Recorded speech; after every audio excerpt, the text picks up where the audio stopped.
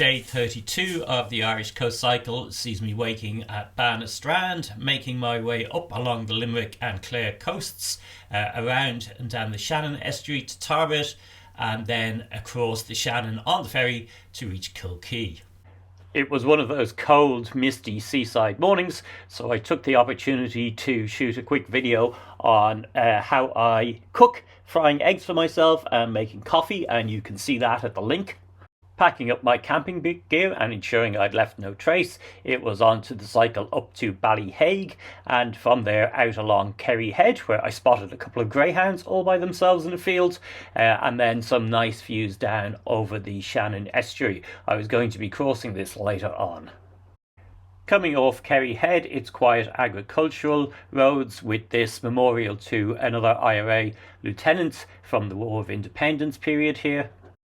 And then around to the beautiful cliffside beach at Ballybunion, with the castle overlooking it. This is a stunning location where I had hoped to get lunch, but almost nothing was actually open too early in the season. I did, however, get to have a very cold shower in the beachside shower that's made for washing sand off you when you come out. A bit early in the year for that, but it got me nice and clean for the road ahead. And then onwards on very quiet roads to the mouth of the Shannon and down to Banna Strand. This is a very quiet location. It's well out of the way, but worth the stop. Big sweeping sands. Then on from here to Tarbet, where I passed the site of last year's climate camp. The LNG plant that was due to go in here has now been cancelled. The Tarbet ferry, which runs very regularly, maybe every hour I think, is handy to avoid Limerick City and the rest of the Shannon estuary. Limerick City in itself, there's going to be an awful lot of traffic converging there.